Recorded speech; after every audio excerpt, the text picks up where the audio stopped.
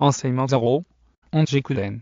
En japonais sur le bouddhisme, leçon 27 6e. Mort, vacuité universelle, éternité de la 6e. Mort, éternité de la 6e en bouddhisme. La vie est à la fois un phénomène relevant de l'interdépendance, un agrégat temporaire, un phénomène cosmique. Toute chose qui fait d'elle la sœur siamoise de la mort. La vie, un phénomène qui relève de l'interdépendance. Du lien étroit entre vie et impermanence. Le président Ikeda en parle. Du lien étroit entre vie et impermanence, tout change, rien n'est constant. Telle est la loi de la naissance et de la mort. Cette partie du verset d'un sutra Anya, sutra de la sagesse, pour laquelle Sentochi s'est jeté en pâture au démon, traduit assez bien la relation qui existe entre la vie et le phénomène d'écoproduction conditionnée ou interdépendance. Ce verset en 5 caractères chinois est révélateur de la non-substantialité par Nature-ku, en japonais, de toute chose, lesquelles choses se manifestent sous une forme tangible et perpétuellement changeante.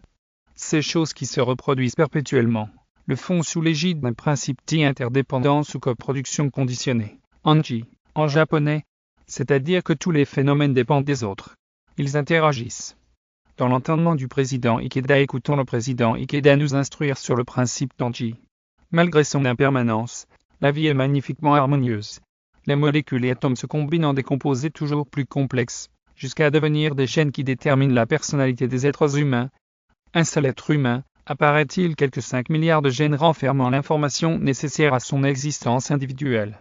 Grâce à ceci, nos corps deviennent des complexes d'une précision merveilleuse. Nous possédons une conscience, et nous connaissons le bonheur, la colère étant d'autres émotions.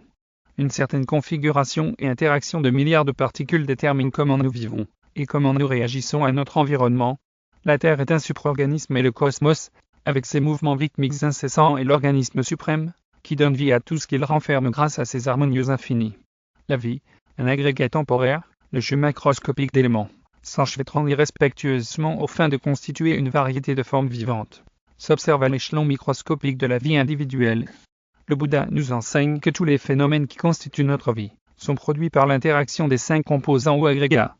Par agrégat, il faut entendre les fonctions élémentaires qui s'unissent temporairement pour former une entité de vie individuelle et lui permettant de fonctionner.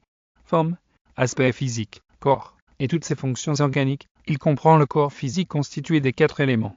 Terre, chair, os, eau, liquide, feu, métabolisme, air, respiration, mobilité. Les organes des sens qui permettent de voir, sentir le monde extérieur, objets perçus par les sens, forme et couleur, son, odeur, saveur, texture. De façon ramassée, il s'agit du corps physique en rapport avec le monde extérieur. Les 4 composants suivants constituent les formations mentales. La perception, c'est la fonction de recevoir des informations venues de l'extérieur, tout comme de l'intérieur, à travers les 5 organes des sens vue, ouïe, goût, toucher et esprit qui intègrent les impressions des 5 sens. La conception ou sensation. Il s'agit de la fonction qui crée des représentations mentales ou idées à partir de ce qui a été perçu. La volition, c'est ce qui agit sur la conception et motive une action en relation avec ce qui a été perçu. Autrement dit, c'est l'aboutissement d'un processus qui ouvre l'entrée en liste de la volonté. La conscience, c'est la fonction ouvrant la reconnaissance, l'identification et le discernement des phénomènes. Les implications de leur réunion en conclusion. Les 5 agrégats constituent le corps et l'esprit des êtres humains, et le fonctionnement en est différent suivant l'état de vie. Ces agrégats peuvent être parfois des éléments qui induisent l'illusion et la souffrance, parfois les éléments qui ouvrent une attitude de sagesse et de bienveillance. C'est l'union de ces 5 éléments qui forment la vie. Les agrégats se disloquent quand vient la mort. Le fonctionnement ou activité vitale de l'entité individuelle dès lors prend fin. C'est l'entrée dans la phase latente.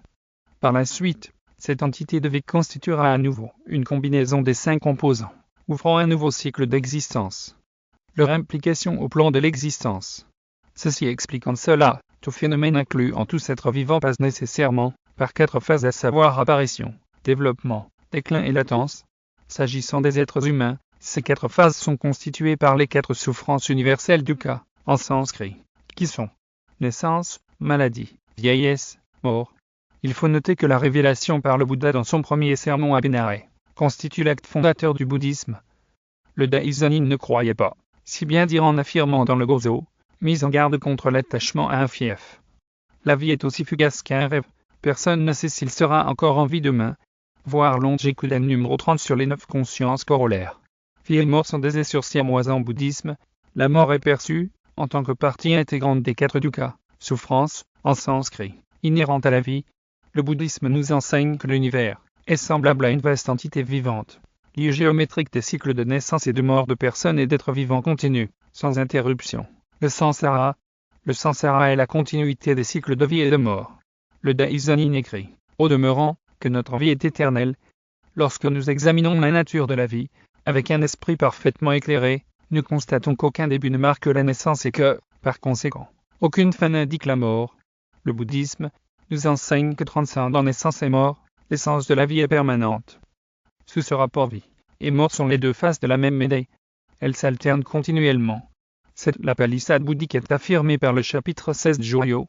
Il n'y a ni flux, ni reflux de naissance et de la mort, pas plus que d'existence en ce monde et l'entrée ultérieure dans l'extinction.